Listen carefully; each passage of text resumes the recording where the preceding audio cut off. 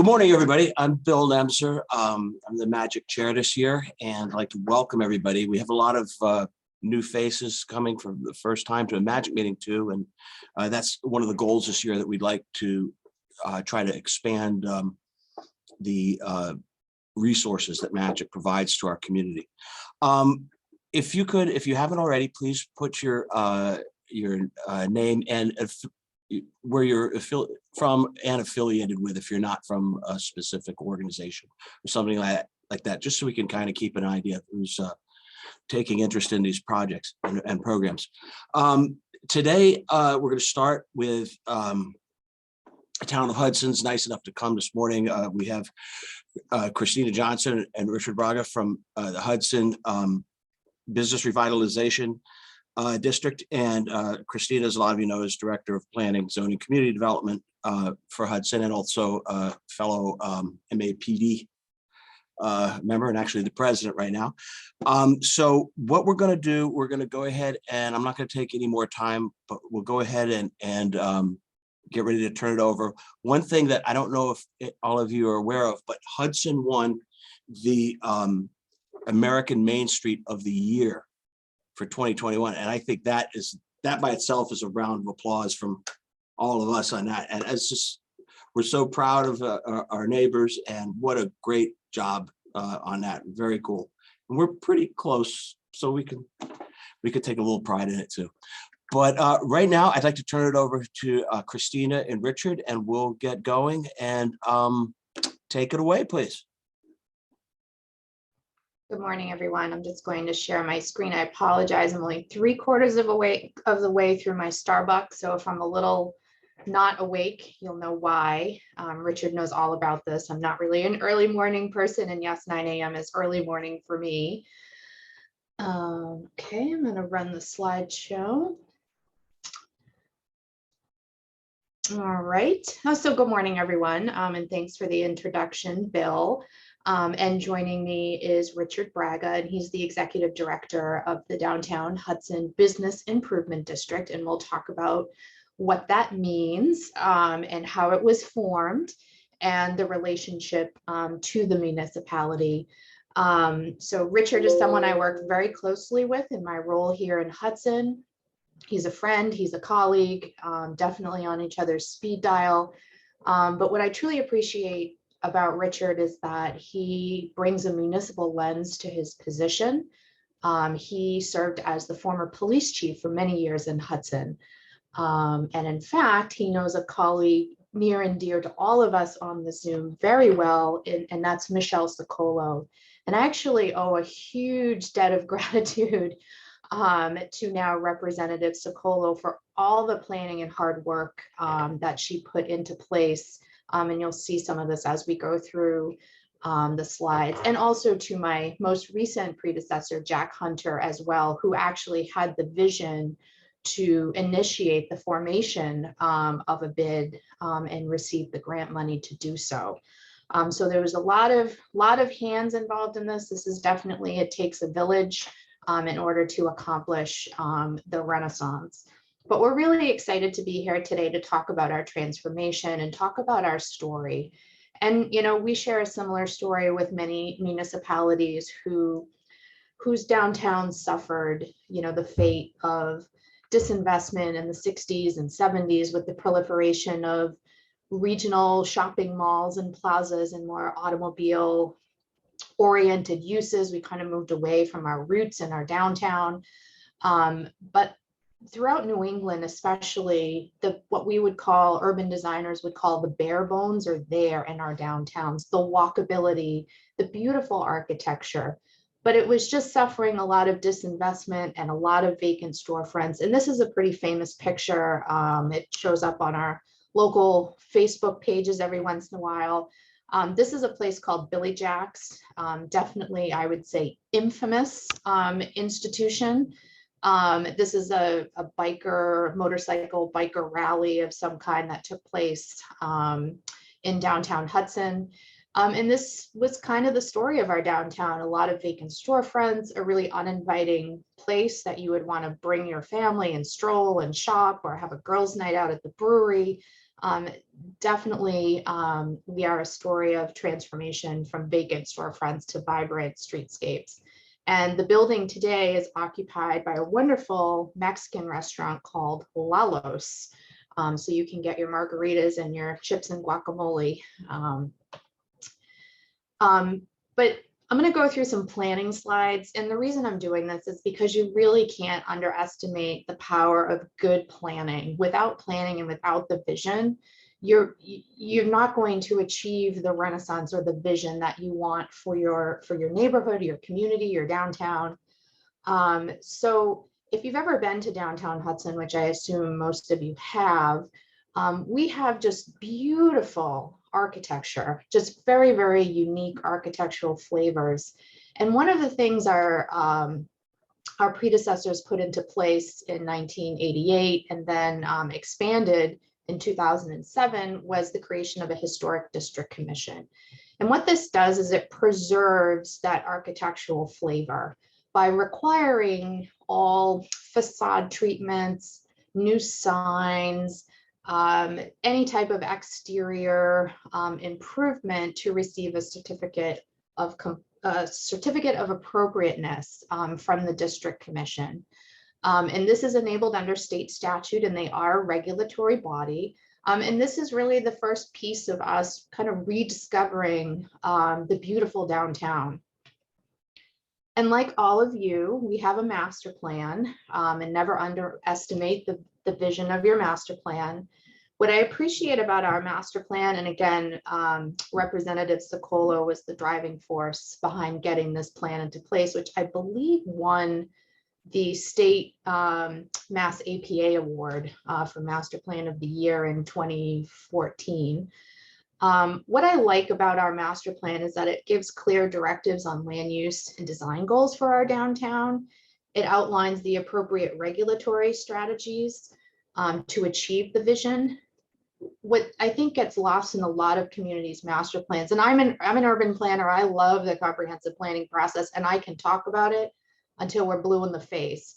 But oftentimes they become way too didactic and become too much of an intellectual exercise and not necessarily based in reality or current, predicated on the current economic climate. And really your master plan and your zoning should go hand in hand and should actually comport with one another.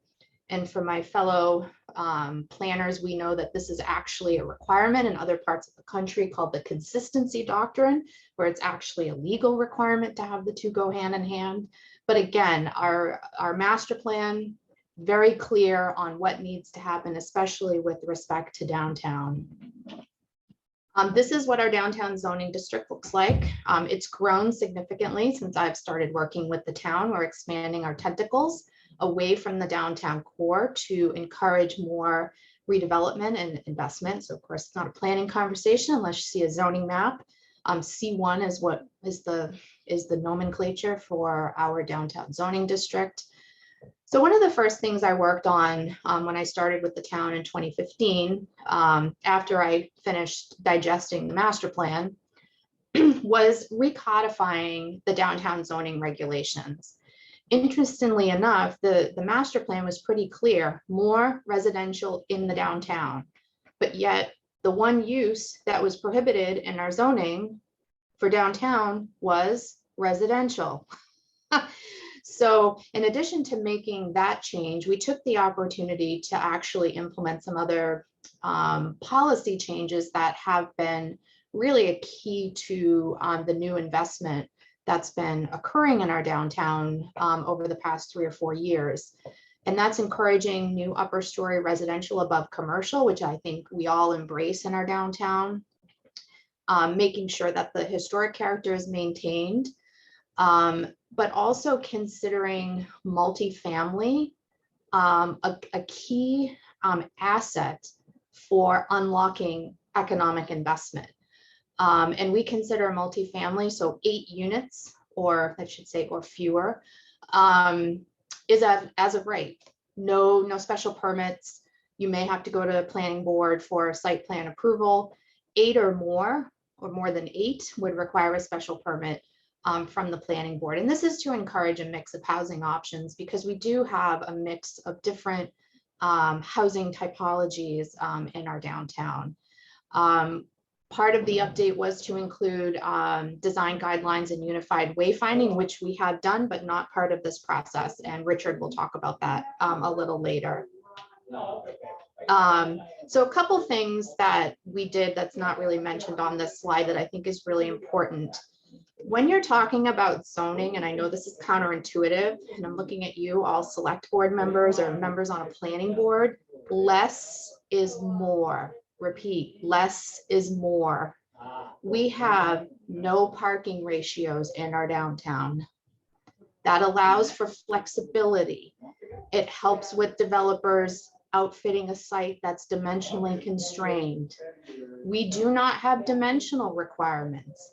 Why? Well, because it's important to have form and to have buildings oriented towards the streetscape.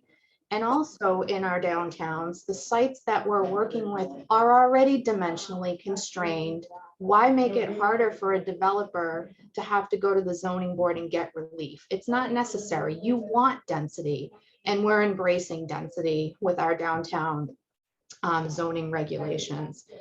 The other thing is we're embracing height. You can go up to 4 stories as well.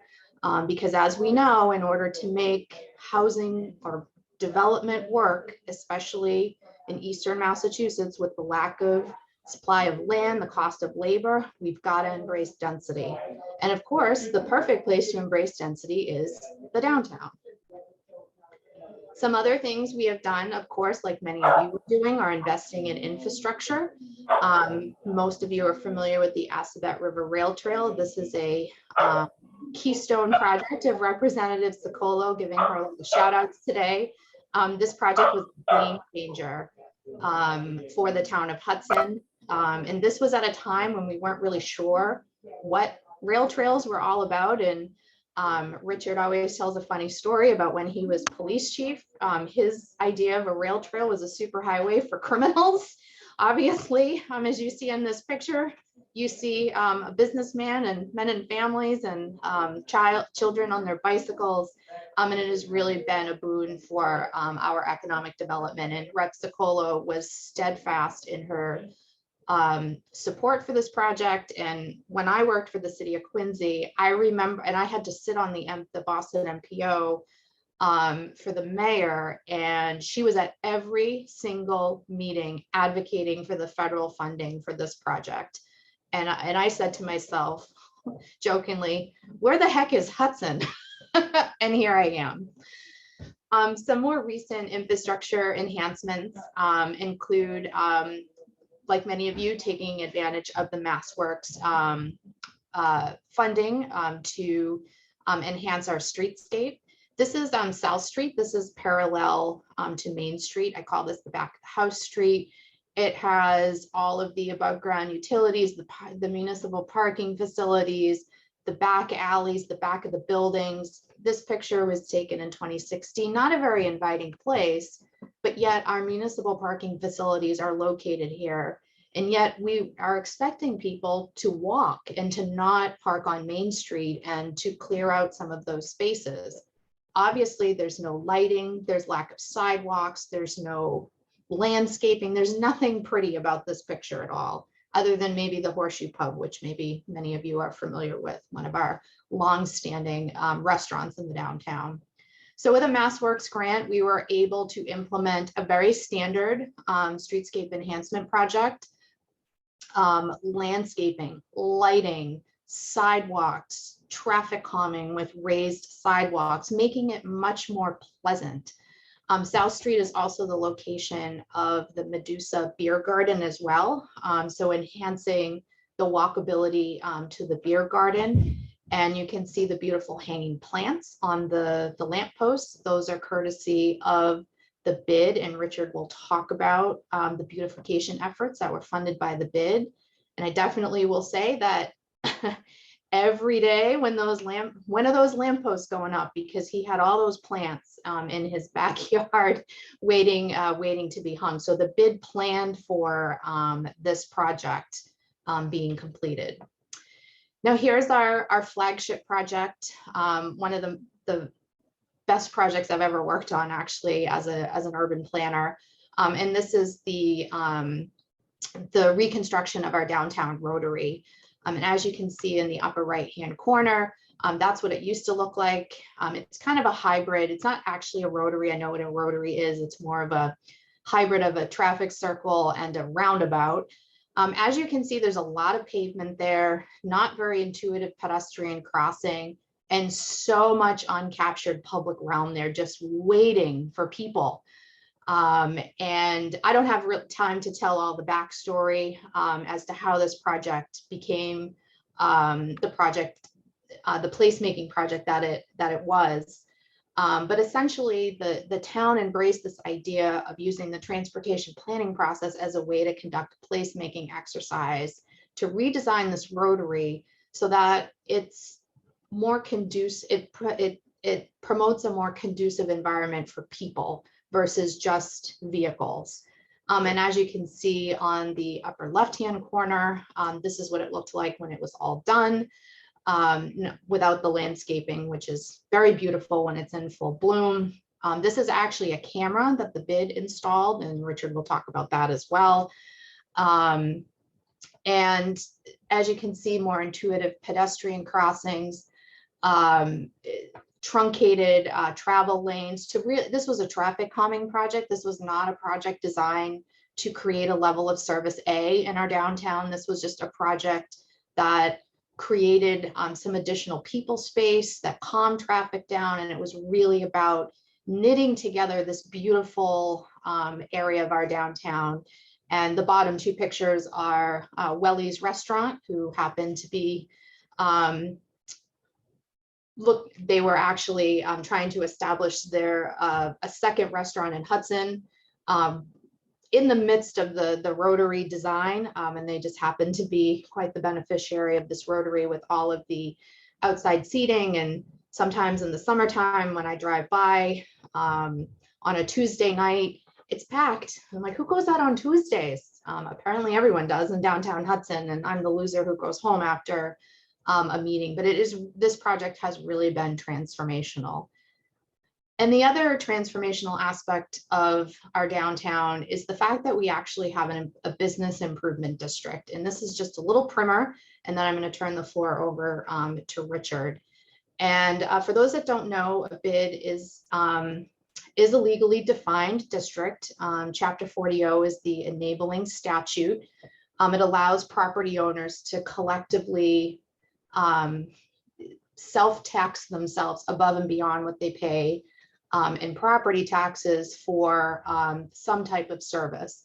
The metaphor we use is the town provides the pizza, the plain pizza, but we all like the fancy toppings on the pizza, and the BID provides all the pepperoni and sausage and peppers and onions and olives and whatever else you like on pizza.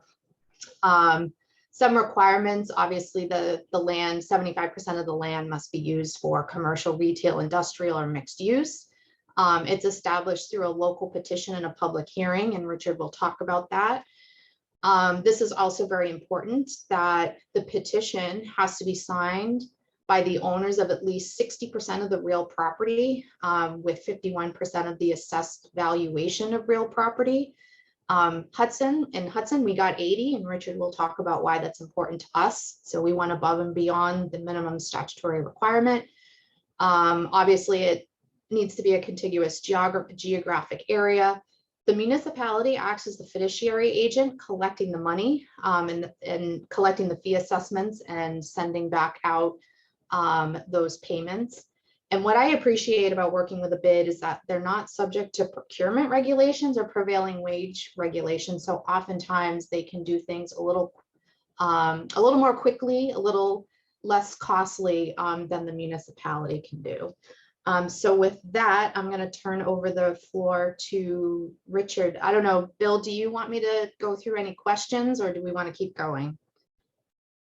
I think that if we can, why don't we ask if there's put 2 or 3 minutes for some questions, so while it's still fresh in mind, and then we can save a little time maybe after Richard. I think people would like that. If you if anybody can raise their hand for a question, we can ask Christina if there's anything. Let's see. Julie, can you see all of this too? No? No questions? I think people, if you want to raise your hand in Zoom, you just click the reactions button in the lower Great. right and hit raise hand. Looks like there we we've got you. Yep. Do you see him, Bill? Beth? Yep, Beth from Concord. Okay. Hi, thank you. I just have a quick question on how long from the start of Hudson's process to today How long for what process? to make the whole bid happen and convince Richard will talk about that. Oh, okay, perfect. Thank you. The bid was formed in 2017 officially, but he'll talk about the whole process on the visioning and the formation, and then all of the services that the bid performs for the downtown. Oh, excellent. Thank you. Margot? Hi, Christina. Nice to see you. Hi.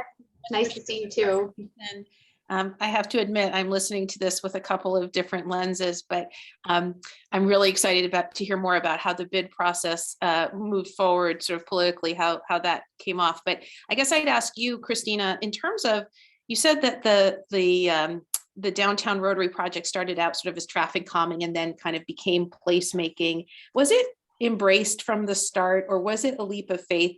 Were people excited about it, or did you get a lot of pushback? That's a loaded question. I will say that the word Rotary is a trigger word in this community. It often generates a lot of Facebook commentary. I think generally the concept of the Rotary being, the project being a placemaking project, was embraced by community leaders, by the business community, and many residents as well. And it wasn't easy. There was a lot of blood, sweat, and tears, the tears mostly on my part. We had to go to town meeting. The Commonwealth did not fully finance that project, so we had some leftover mitigation money from Highland Commons. We did receive a $650,000 MassWorks grant, but that didn't complete the financing. We had to go to town meeting and ask for an $800,000 debt exclusion, and most of us are from towns, and we know that going to open town meeting is like going to casino night.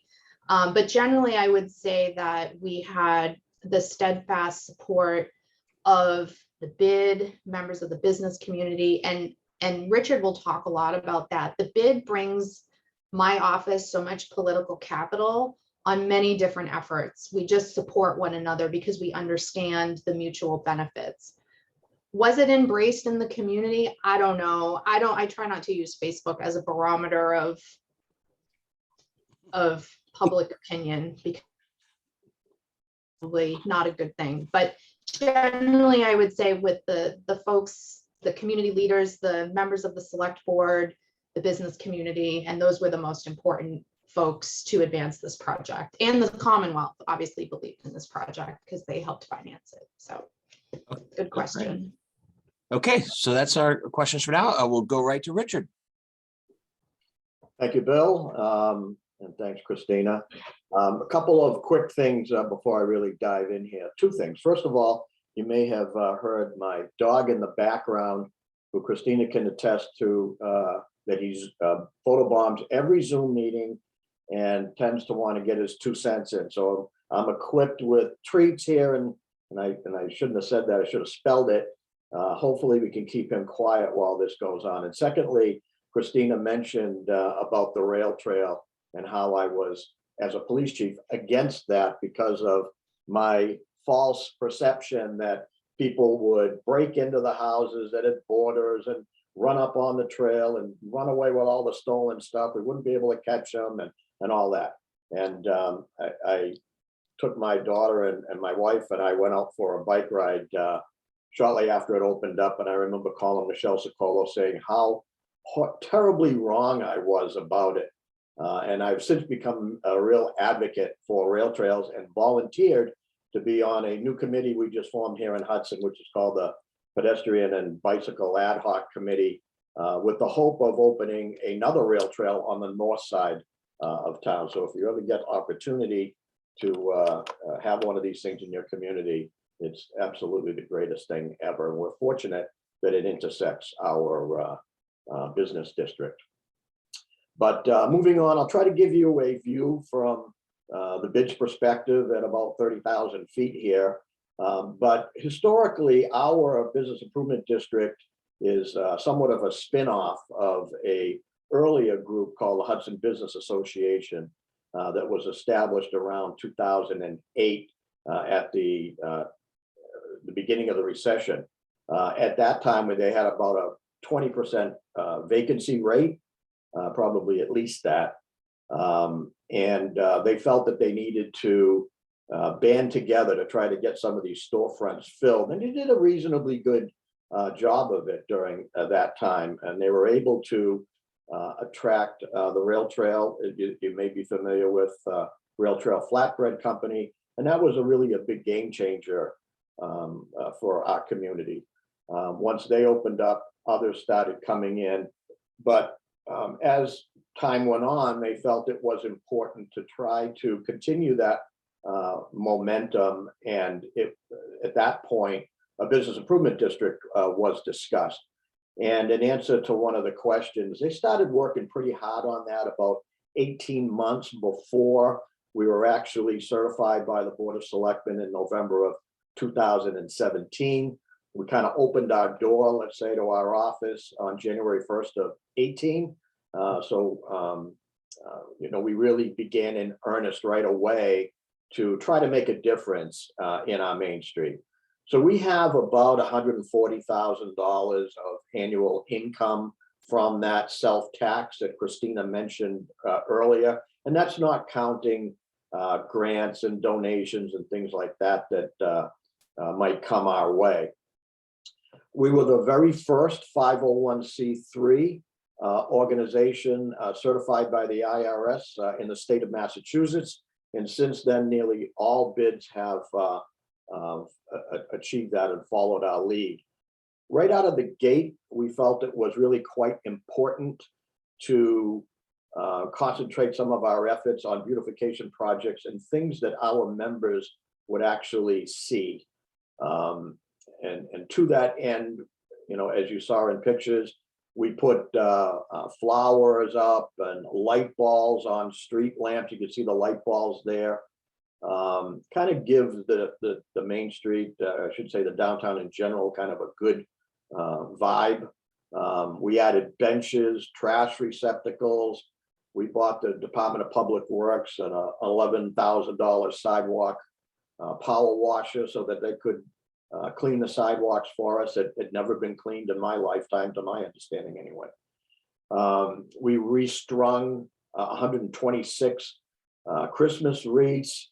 We added holiday lights at the town hall and partnered with a local bank to use their private lot after hours to try to mitigate some of the parking concerns that we had on busier evenings down in the district. In addition to some of those things, we also put together some events, namely an Arts Fest, a 5K run for the arts, Taste of Hudson. We enhanced the holiday stroll. We saw a picture there a minute ago. The Santa Claus in the upper left is all part of the holiday stroll. And this past year, we had in past years, we had probably anywhere from, I don't know, maybe 100 people to 1,000 people down there on a good year. This year, we had hoped to get that number to maybe 1,500, 2,000. And our best guesstimate is that we had 5,000 plus or minus people there this year. So it's really been very successful for us.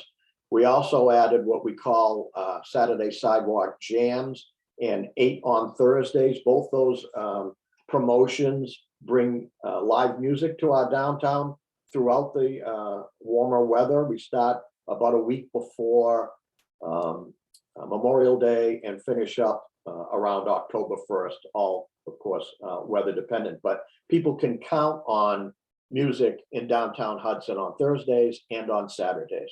And the Thursdays really was tying into a promotion that we had. As you can see, I mentioned it was 8 on Thursdays. We were trying to get all of our retail operations to stay open that late to try to attract retail business to our Main Street like it was 20 years ago.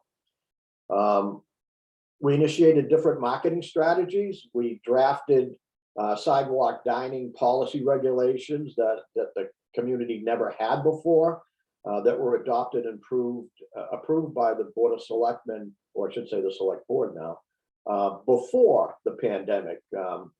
Many communities had to rush to get these kinds of things in place when the pandemic hit, but we had them a year prior to the pandemic, in the hopes that we would attract more outside dining to the community. We launched a modern and attractive, and I think a sophisticated website. I encourage you to take a look at that. The website is discoverhudson.org. I think you'll find it informative. It also attaches to our live stream cameras that you can take a look and see downtown Hudson anytime. And the reason for that was that you may see cameras like that in shore communities. Kind of gives an interesting look to the downtown, where you can go on our website, see what's going on down there, see all the people sitting around at restaurants and walking the Main Street, and it's used for more of a promotional thing than anything else, but it offers us a little bit of security as well. We added holiday lights also to South Street, and 3 commercial 14-foot holiday trees around the Rotary this year. We collaborated with the town to hire consultants to design wayfinding signs and engineers to redesign our Riverwalk, providing connectivity to our downtown and our rail trail. We did have this small Riverwalk downtown that was kind of like the Riverwalk to nowhere, but with that design and then new construction, half of it's completed. The other half will be completed this year, thanks to the work by Christina and her staff. And it just brings another opportunity for us to have people down in our district, and also provide some connectivity to our rail trail.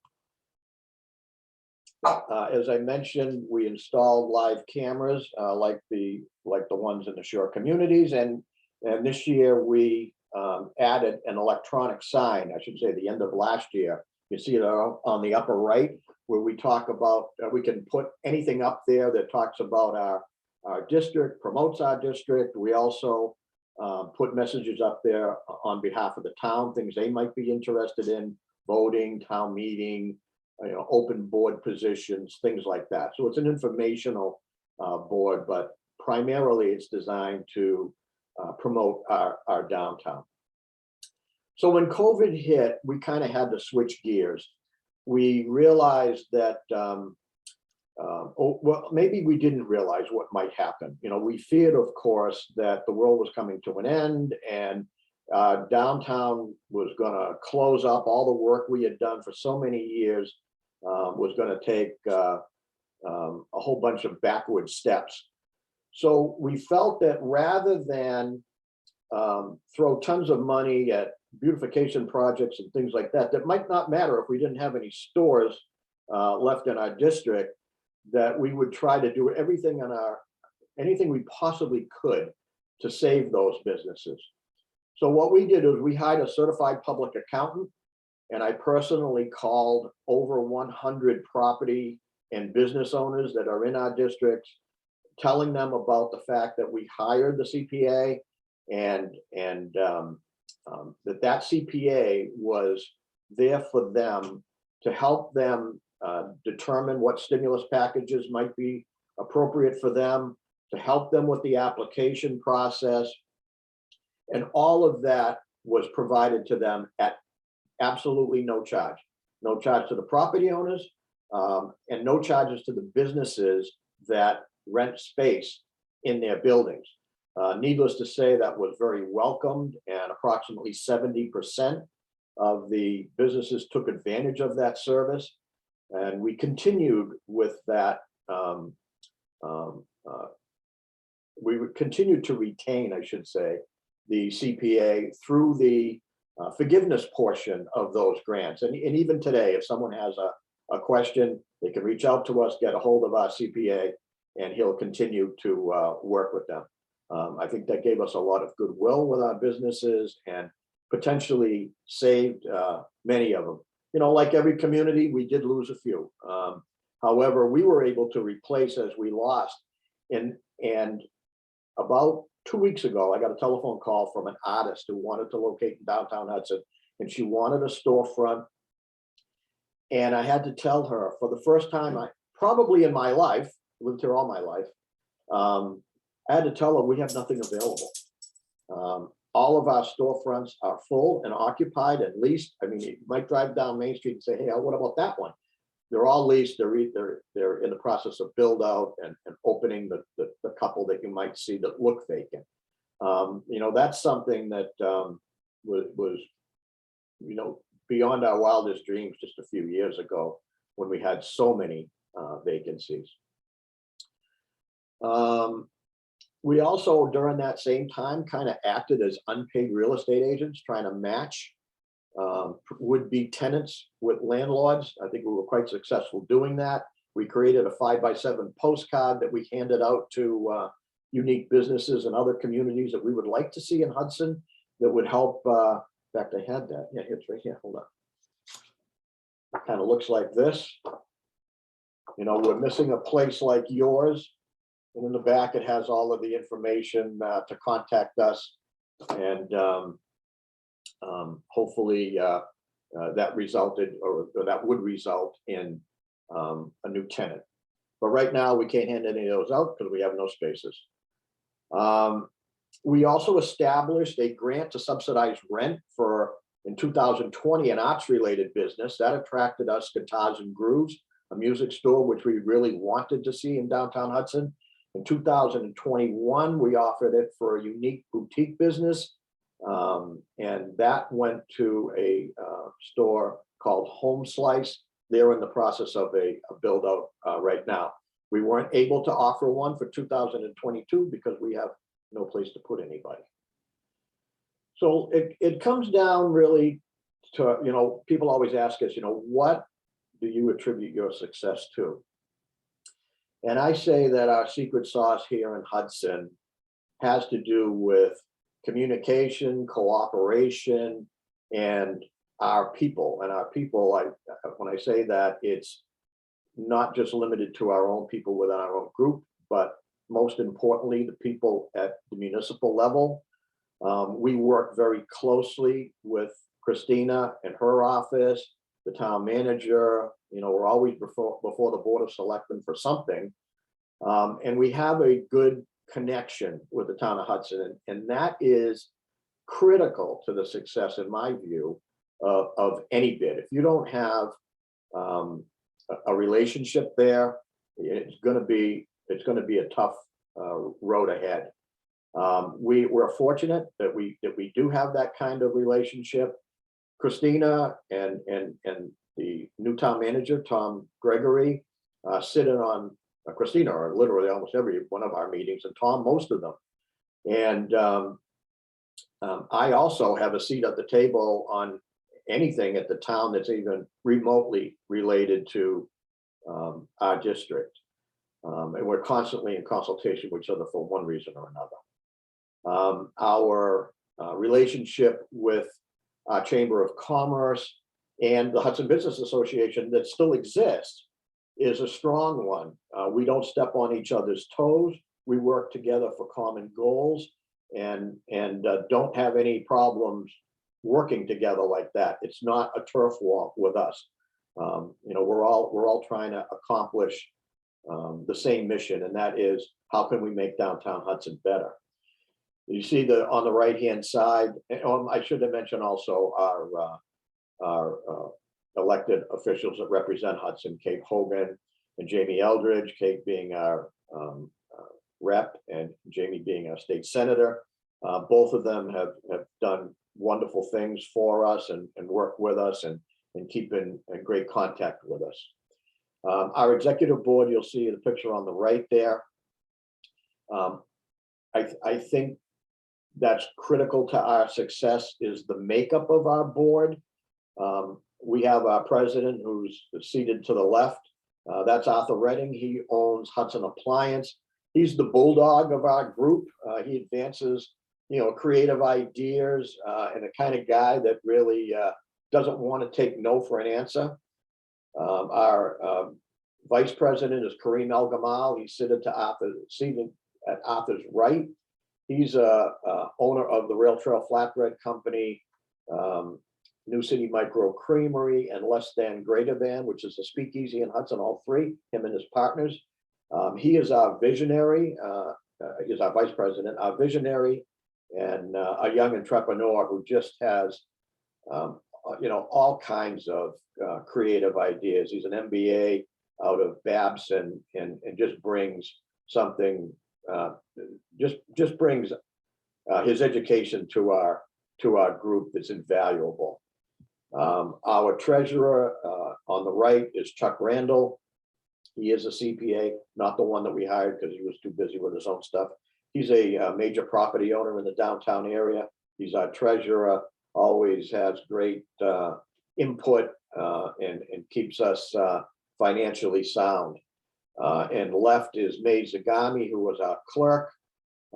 She's really action oriented, incredibly detailed, and willing to sit on every committee and get involved in everything that we do. Of course, that's me standing in the background. People also, I think sometimes have a misconception that, all right, we'll start a bid in our community and we'll hire an executive director and he or she will, run the show and we'll be in great shape. Doesn't really work that way. I may be the director of the bid, but I consider myself to be a glorified committee member. We work as a team. We have bunch of committees. Everybody works. It's not something that, people throw 10 ideas at the executive director and say, hey, get these things done. It doesn't really work that way. I'm the figurehead. I go to meetings, with the Board of Selectmen, I present and all that kind of thing. But when it comes to putting on big events, you have to have people that are willing to work, people that are willing to help you, and even people that when they meet have ideas and put forth everything they can to make the organization run. And we're really, really lucky in that way that I think our team, everybody in our team complements each other. And I think that really is what makes us so successful and why we put our dog and pony show on for countless communities in Massachusetts regularly. And with that, if Bill wants to have people ask questions, I think that Christina and I can have at it. Yeah, I think we have time for a couple of questions. Raise your hand, please, in the Zoom feature. And we will, before we go to our next presentation, we still have 5 minutes or so. Anybody have questions? Bob Creech from Lexington. Go ahead, Bob. Good morning. Good morning. Thank you. Thank you, Mr. Braga. I thought I heard that you're the police chief, and then I figured I must be wrong because you're participating in the business of the town. But I see that you are. My question is this. So in Lexington, we have a downtown area that we want to revitalize as well. But we have a huge amount of commuter traffic going through Lexington Center. I'm wondering what the situation is in Hudson. You have the same experience? Well, we have our rush hours at 8 o'clock and 5 o'clock kind of thing. We do have a lot of traffic that passes through our district, but we look at that as a good thing. And some of our shopkeepers who I think are forward thinking will agree that when you have a ton of traffic passing through, the slower it goes, the better you are. It gives a ton of exposure to your different businesses, and traffic is generally a good thing for a district. Okay, well, it's not good in Lexington. It's just too much of it. Well, it's not fun here either at certain times of day. I will grant you that. But you know, having that exposure arguably is not a bad thing. Okay, thank you. I mean, I think looking at the Hudson Town Center, you have a very nice town center and probably handles traffic better. And I have not been to Hudson, so my wife and I will go there for lunch. Thank you. If I could just add to that question. So downtown Hudson, or the Rotary, sits the confluence of two state numbered highways under local jurisdiction. So Route 85 and Route 62. We're not, you know, in the middle of nowhere. And also Hudson has a very, very significant and vibrant industrial base. So we have a lot of truck. We may not have the typical commuter traffic that some of the communities closer to Boston see, but we certainly have a lot of industry related traffic. Certain times of the day, there's truck traffic, you know, construction vehicles. So we certainly have our challenges as well. But as Richard said, we try to embrace the traffic and the people and the visibility, and having vehicles actually slowing down, although it may add 2 to 3 minutes to their trip, is a good thing for the business district and economic development. Great. Franny. Hi. I've loved watching it, and thank you for this really inspiring talk.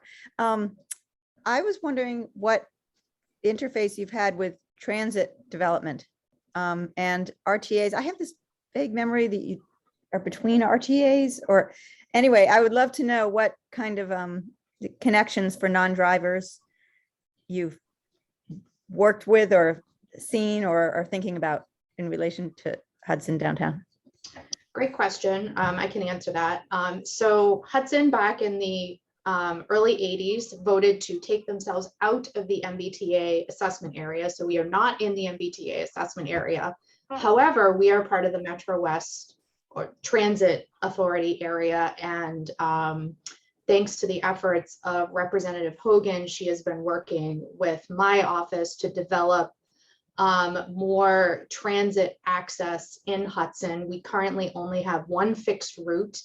It doesn't operate as much as it should, but we are working on, you know, enhancing, you know, transit connections, exploring ways to increase last mile connections to the commuter rail stations. Unfortunately, you know, we just don't have a lot of transit options, and not being in the MBTA community kind of limits our ability, but certainly the town of Hudson, I'm actually a member of their board of directors, a voting member. I have 0.0000 like 2% of the vote because Metro West Transit is definitely dominated by Framingham and Natick, which are the big cores of Metro West. But it is very important to us to increase transit access, especially connecting our downtown, you know, to other areas of downtown and to Marlborough, or of the town into Marlborough. Slowly but surely is the answer. But we are working with Metro West Transit, and Representative Hogan has been instrumental in helping acquire earmark funding to increase the frequency of our fixed routes. And to answer a question in the chat, we do have a split tax rate. Okay. I think that is everybody. Thank you so much, Christina and Richard. That was terrific. And I could see in the comments, and I'm getting some texts too, that everybody really enjoyed this. And we so much appreciate this sort of forum and the opportunity. Thank you both. You're welcome. Okay. Next, we're going to go to a program with Emily and Sasha. I think, are you guys ready from MAPC? There they are. Okay. And this is going to be on navigating hybrid engagement and shared best practices with a presentation and discussion. So Emily, I will turn it over to you. And there's Sasha too, other part of the screen. Okay. Thanks so much. And we're right on time. Great. Good morning. Can you hear me okay? Yes, okay, excellent. Sasha is actually getting the PowerPoint up, and I believe she's a host, so I think she can share her screen. But while she gets started, we embarked in doing some research on hybrid engagement over the course of the summer till now. We have been at this table, I believe. I think we came to this table talking to you about this research early on. And so today we're going to present some findings, some lessons learned, and show you our wonderful new resource, which is a web page with all of the findings, templates, list of all the technology. So we have a lot of goods to share with you. And then as you listen to Sasha's presentation, our question for Magic is, would you all be interested in doing some follow-up, maybe training on hybrid? Is that something that, you know, as Magic members, you'd be interested in? Or would you, I saw Christina's hand up already, or would some of you actually want some hands-on consultation with big hybrid meetings or events that are coming up this spring and summer? So I'm planting that seed. We can talk about it after, but I definitely wanted to share that question to you as you listen to Sasha's presentation. So passing it on to Sasha now. Thank you all. Thanks, Emily, and good morning, everyone. For those of you who I have not yet met, my name is Sasha Parodi, and I work on the community engagement team at MAPC. And as Emily mentioned, I'll be sharing a little bit on our hybrid engagement work that we have been doing this past year. So this work began as a project that we did in collaboration with the town of Dedham, the town of Randolph, and the city of Framingham. And the goal of this project was really to better understand what the needs of our municipalities are in regards to hybrid engagement, where their interests are, where they're seeing demand for hybrid, and also what strategies they're using already. The hope of this project is that we would come out of it with some strategies on how to do hybrid engagement and initiate a practice that we would continue to build as we continue to learn. And I'll note that hybrid is an evolving space. We're still learning new things every day. So we've continued to build on this project after its culmination in December. And so are currently in this phase of sharing with folks about the project and looking at what's next in terms of doing hybrid engagement work. So just noting that this was not only a multi-municipal project, but it was also a multi-departmental project within MAPC. We had folks from our community engagement team, our communications team, our government affairs team, really heavily supporting this work, as well as input from pretty much every department at MAPC as people weighed in on the events that they've hosted or received requests for. So we began this project in around June of this past year in 2021, and it culminated in a hybrid engagement hub that we released this past December, actually at the start of the year in January. And I will show you that page after we go through this presentation just to give you a better sense of what's on there. And the goal of getting to that tool that we released was to really do our research and also have conversations with people to really understand, again, what the needs are for hybrid, as well as what strategies people are using. So we hosted a few focus groups with people who are already doing hybrid work. We talked to teachers. We also talked to cable access news staff who have helped a lot of municipalities with their hybrid setup. As well as to policymakers who had input on what type of policy change might be needed for hybrid to be a more sustainable practice moving forward. And then we also hosted 4 workshop series. I'll send you the link to those series in the chat if you weren't able to attend them. They are recorded, and they just go a little more in depth into the 4 realms of hybrid that we've been thinking about. The first workshop was really just looking at what people's priorities and questions were. But in the second and third workshop, we really delved into facilitation design, as well as the technology that's needed for setting up a successful hybrid meeting. And then the last workshop, we focused on policy. One thing that we learned with hybrid engagement is that it really is a big investment, and it's something that probably requires more longer term thinking than just kind of a reaction to the current state of the world. And so we wanted to think about what are some policy changes that we can advocate on a local level as well as on the state level to really make this possible and accessible for our communities. So just briefly, some key lessons that we learned with hybrid engagement. It really does require a lot of adaptability. Right now with COVID spikes, it's really unpredictable or has been in the past, and we've had to pivot events that were initially hybrid to entirely remote, simply because it wasn't safe for people to meet anymore. We also had to be incredibly prepared. So everything that people needed to have prepared for in-person needed to be ready, as well as all of the remote content or setup that was needed. So this required extra prep time on the day of, but also a lot of heavy communication, both with participants and with any team members who were supporting with the event. So we really encourage sharing as much information as possible ahead of time with participants so that they can most successfully engage with the event, regardless of how they choose to participate, and also so that they can set their expectations as to how much they'll need to participate and what is expected of them in terms of their contributions. And I'd also say, in terms of communication and preparedness, doing a run through with your event team is a really helpful tool, just to make sure that everyone is on the same page, especially when you'll have people in literally different places during the actual event. Hybrid, as I mentioned, it does require a lot of work and manpower and time. And so collaboration has been a really key tool for making this happen.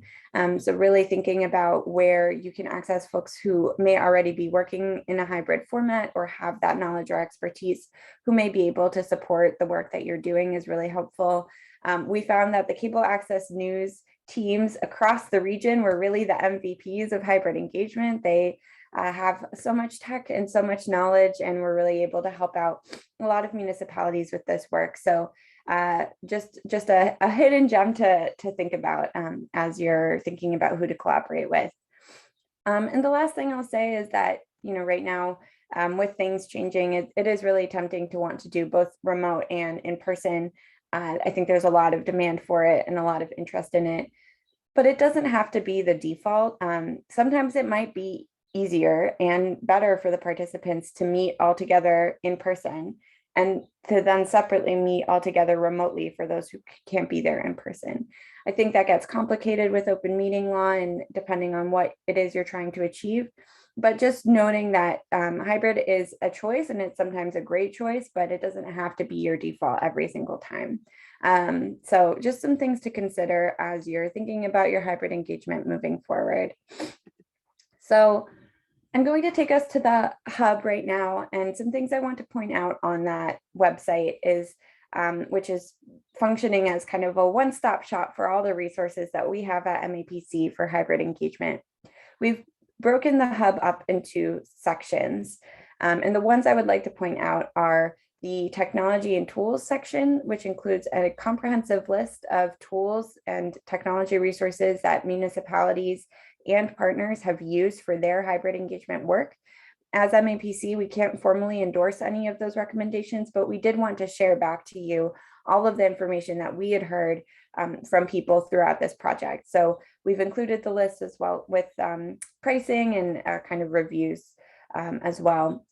We also have a facilitation and meeting design section, which includes a downloadable document to help you think through all of the decisions you might need to make in terms of your staffing, your agenda, your setup for the event. And I'll show you that as well. And then lastly, I mentioned policy was a big cornerstone of this project. And we did include a policy advocacy toolkit, which we're hoping to update as things move forward. So please keep an eye out on that in the future, and we'll also be sure to follow up with you with any policy updates that come our way. So I'm going to stop sharing for a second and just bring us to the Hybrid Engagement Hub to show you it a little bit more. Just bear with me one second.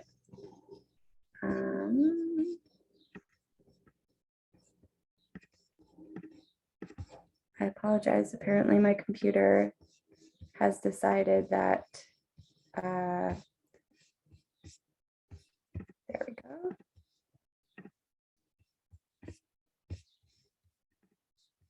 One moment, please.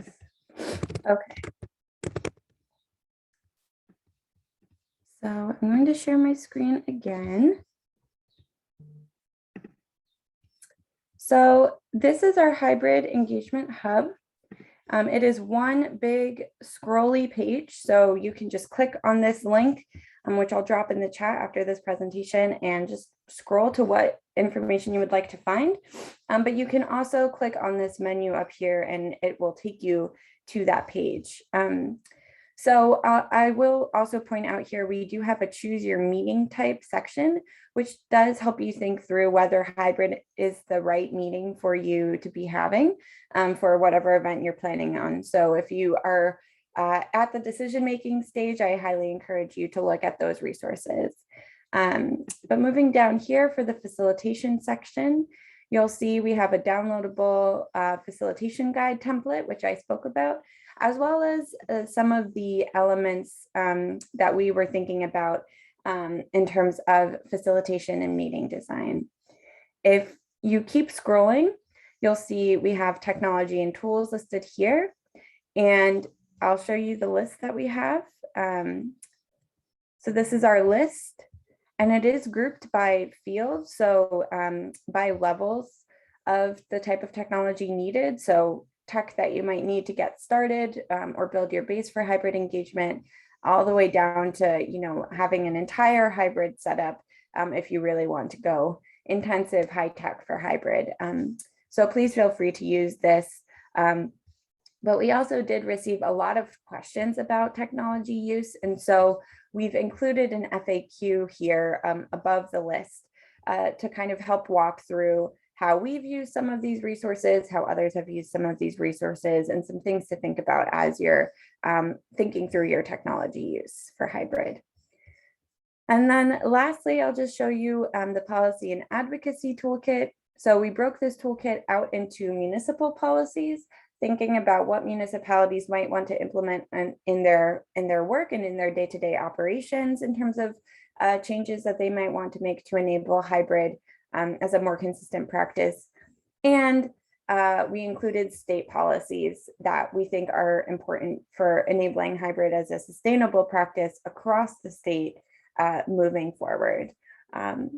I'll note that, you know, a big thing we've learned is that hybrid it's not just about convenience or ease, it's also a big question of accessibility and equity. We've seen a really big change in who is participating in public meetings over the course of the pandemic. And hybrid really does allow for people to participate in so many different ways and kind of meet us where they're at. And so we think that this is an important consideration for the state as we move forward in this work and continue to build towards a more equitable region.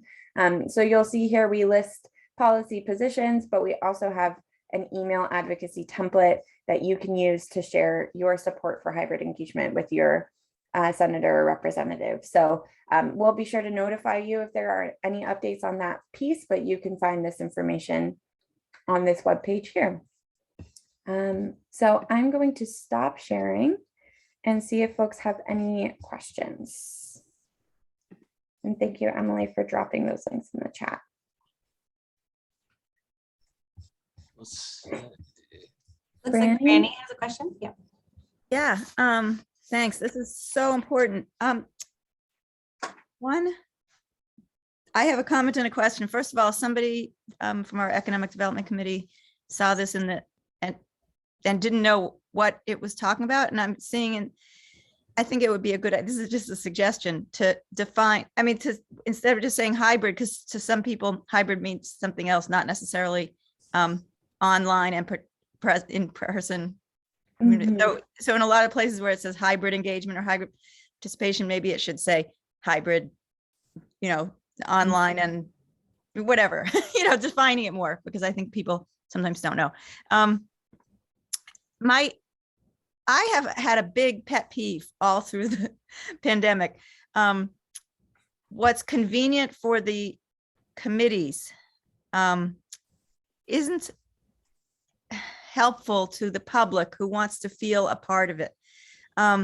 I've started to really appreciate the subtle methods of participation that we have when we're in person, you know, the meeting in the parking lot, on the stairs, seeing who's there, seeing who's sitting together. And so, you know, oh my God, I had no idea they cared about this topic. And, you know, and you talk to them and you meet them. I've met so many people that way.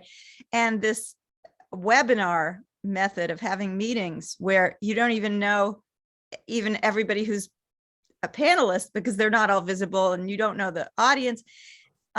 We lose so much, and it's so power not even. And so I think that I was just wondering, when you looked at policies, did you look at all that to try to, I mean, even when they do hybrid now, you still don't see who's speaking. You know, it's different than it was. And it would be so easy to have a rule, to have a policy. You always have to have a camera on the whole room. So you see who's in the room, you see the thing.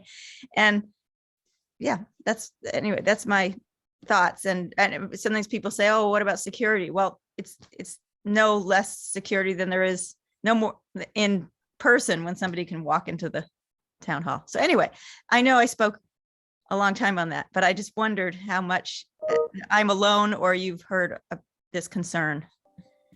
Absolutely, Franny. So nothing replaces in person. You know, nothing can really replace that feeling and sort of that communication of the verbal and the nonverbals of getting together and talking, you know, in person. And certainly in planning, there's a lot of like sensitive topics, you know, things that bring about a lot of emotions. And certainly those conversations are easier, you know, had in person. I would say from an accessibility standpoint, virtual engagement, having these like virtual meetings has opened the door to people who are not able to participate in person. I'm on my COD. I'm totally. I don't want to lose the hybrid. Sure. So I would, you know, I think Sasha has some like really good facilitation tips and tricks around if you do have to have a virtual meeting, you know, what are the things that you can do? And then if you are going to have an in-person meeting, you know, do you want to have that virtual option? And if so, there's just like a couple more things that you have to think about. Like, you know, when you're presenting to the camera, making sure you're looking at the camera so the Zoom folks can feel that connection, but you're also sort of looking at the people in the room. So you're not just like looking at a camera screen and all these people are looking at the back of your head. So there's just like these like little tweaks. I think that would actually come more naturally over time.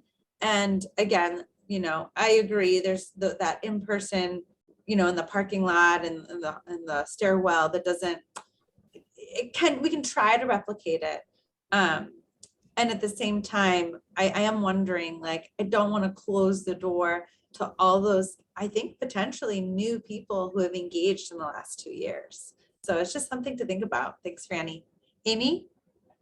Hi, I guess I agree with Franny, but I'm not looking at it from an in-person standpoint. But what I would like to see is some best practices policies around the online portion of it.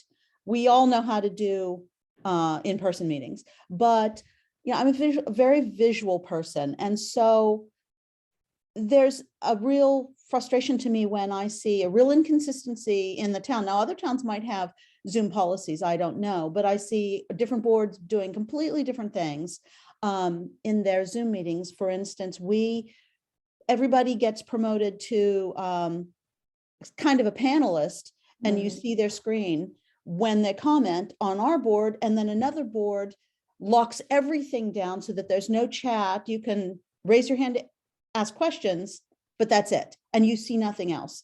And to me, I think it would be good to have sort of best practices policies where the panelists, if it's possible in Zoom, I've not hosted a Zoom meeting, so I don't know how possible it is, but all the panelists sort of stay at the top because they're the primary people speaking. And if you're an audience member, you don't want to be confused about who's saying what and what's going on. Maybe having the people be able to see who else is attending as well. That's a frustration I've heard a lot.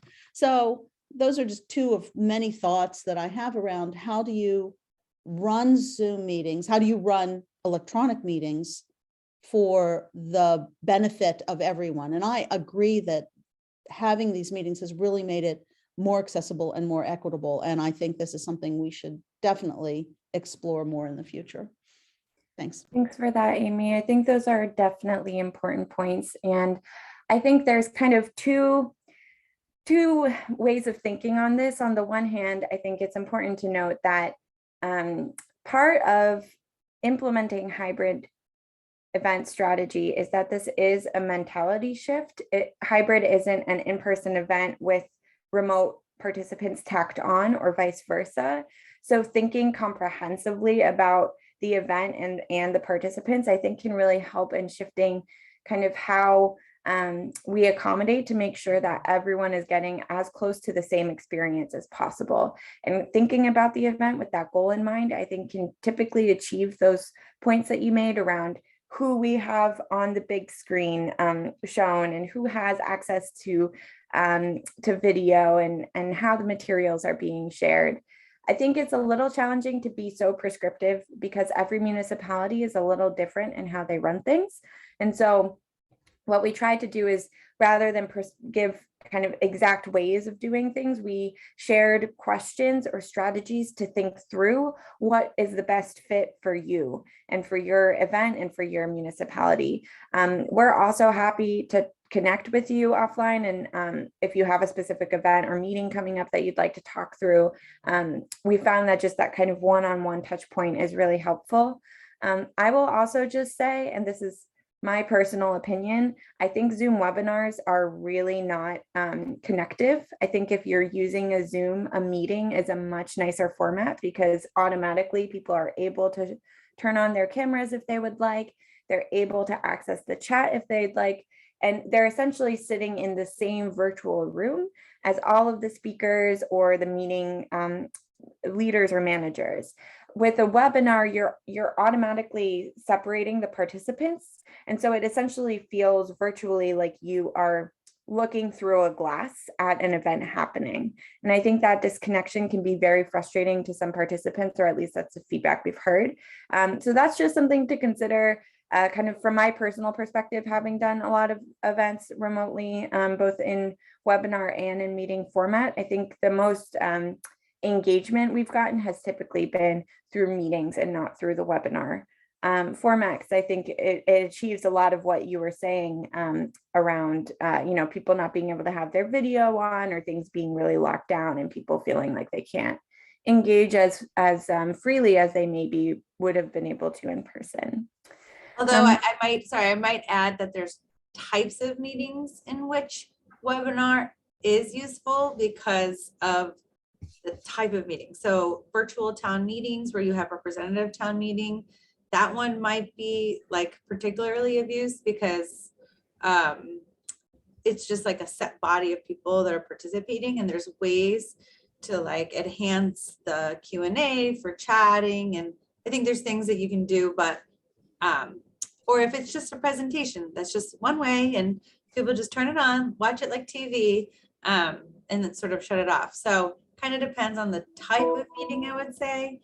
But yes, I generally do agree with Sasha as well. Yes, thank you, Emily. I would say if you're doing any interaction, that is when I would hesitate to do webinar a little bit more. Deanna, do you have a question? Actually, I just wanted to make a comment. I'm Diana Lupari. I'm on the select board in Boxborough. And I just wanted people to know that we experimented with the webinar format for a few meetings in our select board, which is also broadcast. We found it was a really limiting, frustrating experience for the citizens in Boxborough who wanted to participate. So we went back to the meeting format. But what we did was a kind of hybrid in a way of that. What we do is we make all of the actual board members co-hosts. And everyone who comes in, their video is available. And so everyone can see who's on the meeting, but the sound is off. So as people raise their hands, then they are allowed to then unmute and become part of the meeting, which gives everyone a sense of who's there and who can participate, but it also helps us with security. Now, the downside of that is that you have to have someone managing the meeting. And that is something that municipalities have to take into consideration, particularly for smaller boards. In this case, we have the person who is broadcasting is actually monitoring our meeting because it's also being broadcast. But for a smaller committee, which we're looking to do hybrid meetings, self-hybrid meetings, you need to have training for the people that then will be monitoring those meetings. And security was an important part of why we went to this method, but we didn't want to lose that connection and that participation. So I'm just putting it out there to give you the benefit of our experience in this particular issue. Thanks, Diana. Yeah, I'll also note that you can spotlight people on Zoom, and that's a really helpful tool as well if you want to kind of control who is seen. And Amy, to your question in the chat or point in the chat about the chat function, yeah, there's definitely been a lot of back and forth on how the chat factors into open meeting law, but there is a way to save the chat and be able to post that later with the recording so that that is visible and accessible for anyone who needs it. Are there any other questions? And I'm just looking at time too, Bill. How much time do we have? We are scheduled to adjourn at 10:25, so we have a little bit of time. Okay. So we gladly, oh, Christina has her hand up. So right before Christina goes, I did want to bring that question back up, which is Julie has actually graciously set aside some magic funds for us to actually consult and support you all in, you know, hybrid engagement, if this is something that you really want to dig into. So the options on the table are Sasha and I can take, you know, what we've learned, all the resources that we presented, and put together some sort of more tailored training for you all. And we could do that in like the spring or the summer. Or we could help like 3 or 4 communities do a deeper dive and actually be hands-on, you know, prepare for a big hybrid meeting, maybe do some training of your people or your members, be there for the actual meeting, and then sort of report back any lessons learned to you all. So those are the 2 sort of options that are on the table. Christina. Just maybe some words of advice because I don't get enough night meetings. I chair the planning board for the city of Framingham. I always find it really helpful as a chair to actually explain the order of operations. And I 1000% agree with Franny and this idea of either you're having a meeting or not. I hate the webinar for any type of public hearing. I despise it. I don't like it. And I always just prefer this method. You just have to manage the meeting a little differently. With respect to the chat, I always just let people know, you know, feel free to use the chat as a method for, you know, asking a question or whatnot, but always being recognized by the chair in order to speak. And that what's captured in the chat does actually become public record. I have been FOIA'd for planning board chats. They're saved as a text file. The one-on-one conversations are not captured, but anything that's in the chat, and that you will not tolerate as a chair any type of derogatory or disparaging chat that goes on, and call it out, call it out. You wouldn't want it said in person to, and I say it all the time, if you want to have a sidebar conversation and you want to be snarky, do it on Facebook, do it on another method, but don't do it on the chat. And just explain the expectations of the meeting and how the meeting is going to roll. And for those that are members of like planning boards or zoning boards of appeals, it's a little easier because the meeting format is pretty prescribed in what you need to do. But generally, you know, I don't like the webinar format. I know our city council in Framingham uses the webinar format, and it's just very impersonal. Like you said, behind the glass wall. And for those planners that work with chairs, I obviously, Amanda and I have that role here. coaching them on what to do. And a lot of our chairs have really shined on the fully remote platform. So.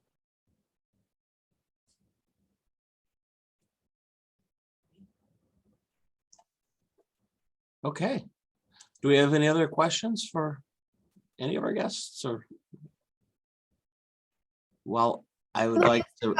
Sorry if I might jump in, Bill. Emily, is there a way you wanted to collect feedback about which support option might be of interest to the Magic folks?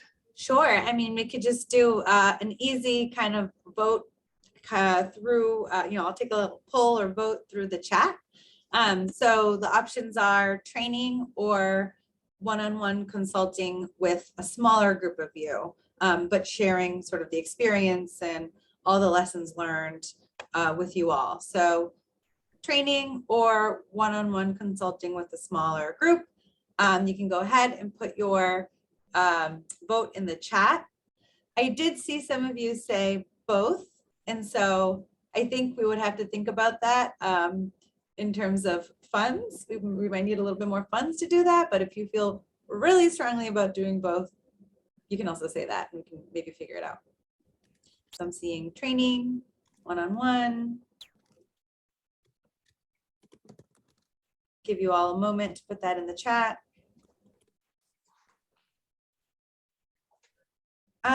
Good question, Jill. I mean, I'm thinking it would probably be like maybe 3 or 4. Kind of depends on like the type of event, but I'm gonna assume it might be like 3 or 4 of you.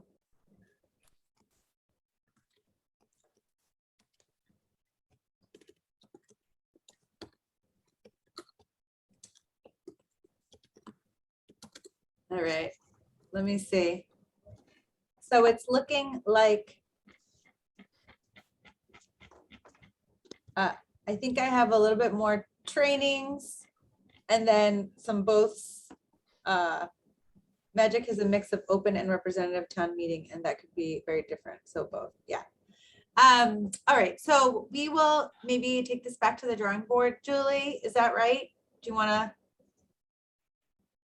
Yeah, I think that sounds good. If people had any other comments in the chat about what aspects of training might be most helpful to you, if you picked that option, maybe you could drop that in as well. We can figure out if there's other ways we need to gather more input to decide on how to move forward. Yeah, I might, I'm for the training, I would definitely go back to you all and maybe write you an email asking you a couple more details on like what about hybrid meetings you want, specific training on. Franny, you had your hand up or no? Okay, that's fine. Yeah, I was just gonna say, when you said one-on-one, I was picturing one-on-one meeting with a few of our IT people kind of thing. That's what I thought you meant, rather than a few of us. So anyway, I just thought it would be useful to be able to get the training, but I think a training can involve the people who actually set up our meetings in more ways, or chairs of boards and stuff. Sure, I will say that we actually have run 3 communities representative town meetings. So for Stoughton, we've done almost every one of them since May 2020. Dedham, we did one of theirs, and then I think it was Needham, no, Norwood. We did Norwood as well. So we're also available to do technical assistance directly. So if you have something coming up and you just want to have like our support, our extra staff, we do put together trainings and do trainings for the members or the participants. We do like 101, how to use Zoom, or like how to participate in this meeting, that kind of thing. So if that is something you're interested in, as an aside, we can also do that directly with you for technical assistance. Jill. I was just going to ask, when you say that, did you do that as hybrid or as fully remote? We did that for fully remote for town meeting. The hybrid that we've done have been a little bit like smaller meetings. And then we did one master plan meeting in Dedham, in which it was like the last meeting. They had planned the whole thing virtually, but they wanted the last meeting to be a mix of in-person and virtual. And we were able to do that. We snuck it in December. And roughly how many people was that? I believe it was like 60 people. Sasha, do you want to? Yeah, we had about 20 people join online and 40 in person. Okay, thank you. That would be very helpful. I Also, just want to note there's been a few things about technology, and I do think you can get creative with hybrid. So it can feel very daunting, and it does, I think, take some like work and preparation, but I do think that you can get creative with the technology that you already have. So if you're interested in doing hybrid but feel that you don't have the right pieces, we're happy to talk to you about alternatives that might help move that forward if you're not able to get the tech that you want right now for whatever reason. Yeah, actually, we're doing a tour of our conference rooms this week and sort of preparing our staff for hybrid meetings. And I just keep naming 3 things: audio, video, and screens. Do you have audio, like good audio that will catch everybody's voices? Don't use your laptop audio, just, maybe use like a conference call audio system. That's like the basics. Video, can people see you? And then can you see the whole room? And then screens. Is there a big enough screen in the room in which participants can see sort of the online Zoom boxes? Do you have a screen? So those are like the 3 things that I keep thinking about. It's like an easy one, back pocket. Okay. All right. Well, that takes us to the end of our meeting right now. Next Magic meeting will be our legislative breakfast. The date is still to be determined. And I'm not positive that it's going to be 100% remote. There's going to be some discussion about that. And we will keep you all informed and updated on that. I'd like to thank Christina and Richard, as well as Sasha and Emily, for taking the time to speak with us and terrific presentations. And we will make this recording available on the Magic website. I think it will be something that we'll find useful for a lot of communities, will find useful going forward. And with that, I think we're good. Thanks, Wonderful. everybody. I'm just gonna squeeze in tomorrow's the MAPC council meeting. So if you can make it, we would love to see you. We have a great list of mayors, new mayors, and some awards from our staff for our staff. So hope to see you tomorrow. Thank you. Bye. Thanks, Bye. everybody. Have a great day.